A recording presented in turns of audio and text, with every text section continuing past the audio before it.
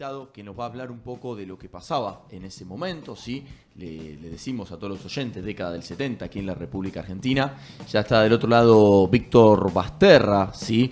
Un obrero gráfico argentino que permaneció detenido durante la última dictadura militar y se destacó por haber sacado de manera clandestina durante su cautiverio distintas fotos a los detenidos, ¿sí? A los desaparecidos y también a los represores dentro del centro clandestino de la ESMA. Ya saludo a Víctor Basterra aquí con todos nosotros. Víctor, buenas tardes. ¿Qué tal? Buenas tardes, ¿cómo están ustedes? Todo muy bien, haciendo un repaso de lo que fue esa década en nuestro país. Y la primera pregunta o la primera consulta es, ¿cómo es que vos caes detenido? ¿Sí? ¿Cómo es el inicio de este recorrido que te tuvo allá por la década del 70? Te voy a hacer una corrección. Yo no estuve detenido, estuve secuestrado. Porque el detenido siempre tiene un viso de legalidad. Ser detenido, estar preso. Yo estuve secuestrado, como todos los compañeros que estuvieron, compañeros y compañeras que estuvieron en la ESMA. Bien. Y bueno, por otro lado, yo no saqué fotos a compañeros, sino que yo saqué fotos a represores. Sí saqué las fotos de los compañeros y ahí adentro. Me queda más o menos claro. Perfecto, Víctor, perfecto. Perfecto. Bueno, es buena la aclaración, sí. No, hago así porque siempre queda una... ¿Y cómo es que a vos te secuestran? Bueno, ¿Sí? ¿Qué actividad venía desarrollando antes de caer? Desde la fines de los 60, del 68, 69, me integro a la Federación Gráfica Bonaerense. Ahí funcionó la CGT de los argentinos.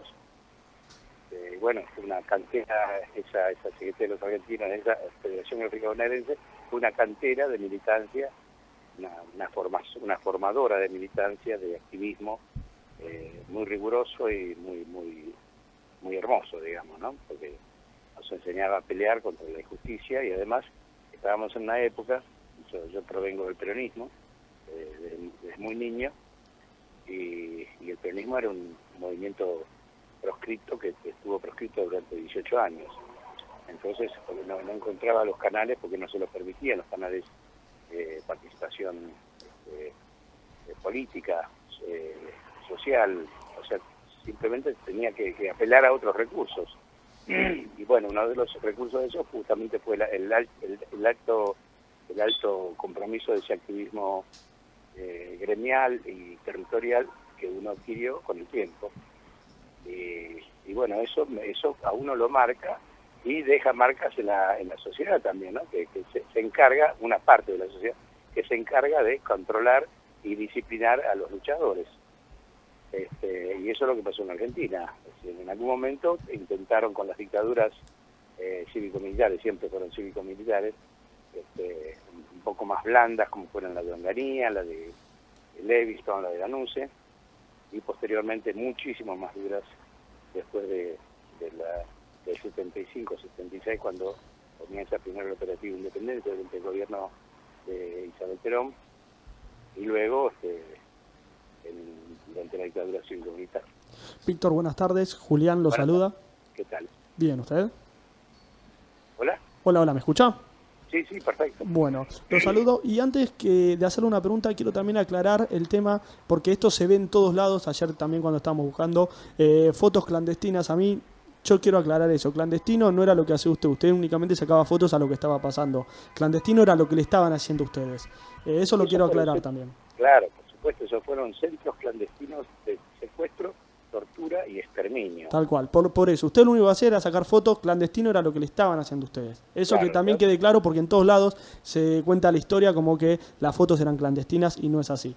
Lo que le quiero preguntar, teniendo en cuenta lo que usted vivió, desgarrador el relato, ¿qué piensa cuando hoy en día escucha que alguien detrás de una cámara o de un micrófono, como Mirta Legrand, comenta que estamos viviendo en dictadura?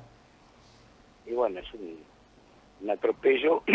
un atropello a los tiempos que vivimos, porque la dictadura, yo tengo 70 años, yo sé lo que es la dictadura, sé lo que cuando me hablan a mí de hiperinflación, yo sé lo que es la hiperinflación, todo esto, actualmente no hay nada de eso, hay una absoluta libertad para expresarse, absoluta libertad para organizarse, absoluta libertad, incluso para injuriar y para crear situaciones riesgosas para el conjunto de la sociedad.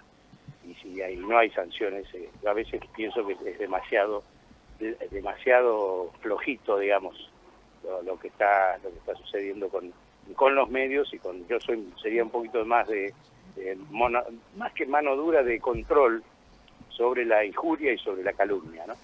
Pero bueno, esto está así. Y esa mujer, hablar de esa forma, es repugnante, realmente. Y Víctor, mi nombre es Manuel, ¿qué tal? Buenas tardes. ¿Qué tal? Te quería preguntar, ¿cómo encontrabas, digamos, la fuerza para pelear en ese momento, teniendo en cuenta, bueno, recién hablábamos de Mirta Legrand, pero otras personas que tal vez se escondían por el miedo a que les pudiera pasar algo? Que se escondían. Sí, me refiero a no salir a pelear en ese momento, sino quedarse esperando a que pasara. Y bueno, siempre hay situaciones así. Yo respeto los temores, las prudencias excesivas incluso, pero yo tengo otro temple y bueno, siempre fui de encarar las cosas un poco más de frente,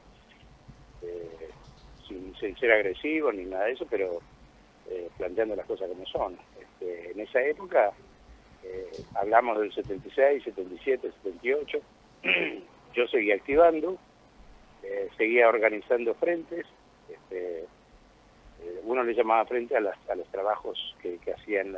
Yo, por ejemplo, fui un organizador de agrupaciones en la clandestinidad para enfrentar a la dictadura. Yo pertenecía a una organización, una de las primeras del peronismo, en tomar las armas contra las dictaduras, que fue las Fuerzas Armadas Peronistas. Y bueno, esa fue también uno de los motivos por los cuales uno era señalado muy duramente por las que eran autoridades en aquel momento. Víctor, ¿y cómo era el día a día en la ESMA? ¿Cómo pasaban las horas, los minutos? ¿Se podía pensar en el mañana?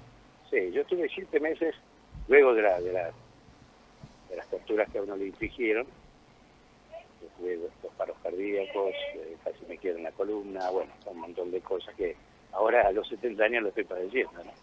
Pero el día a día, después de estar en esas condiciones, en los primeros momentos de la tortura, después pasé 7 meses, casi 8 meses, en lo que se llamó Capucha.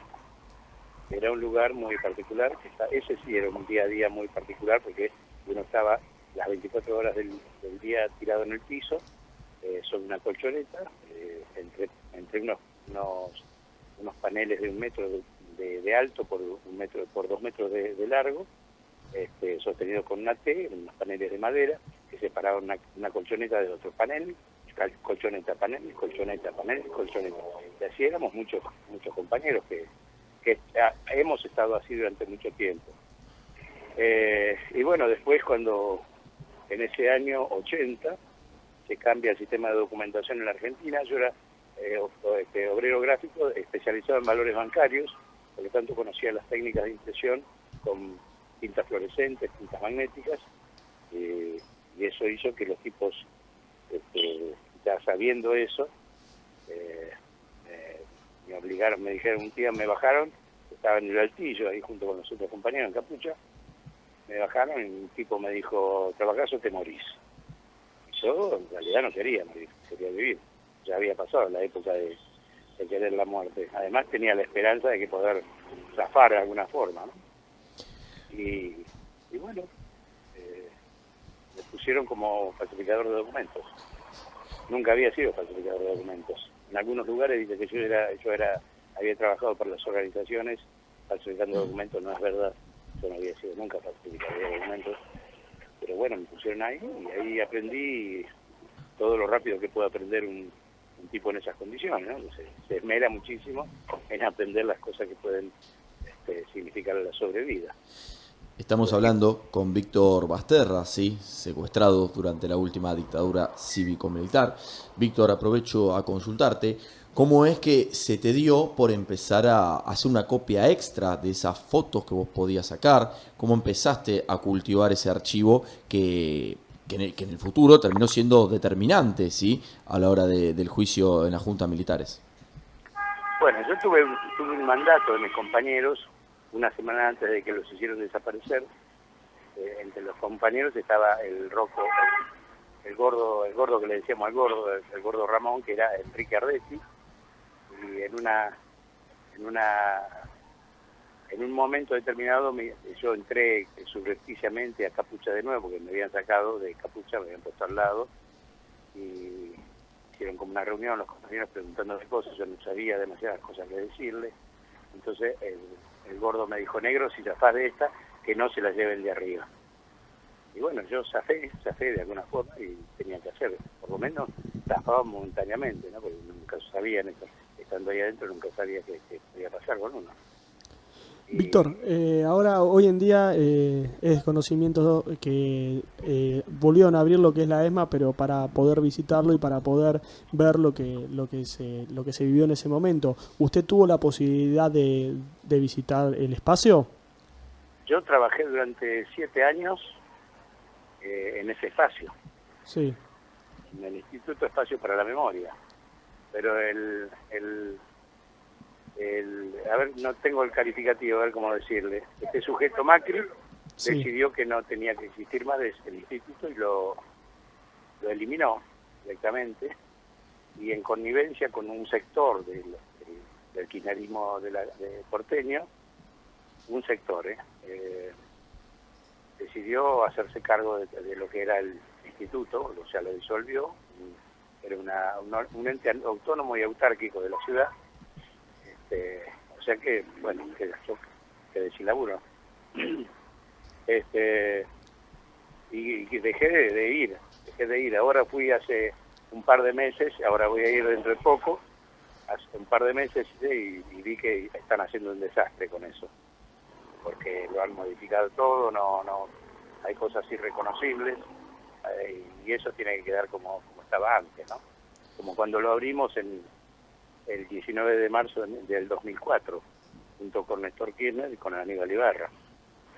Así que bueno, lamentablemente lo que se llama resignificación le ha hecho un daño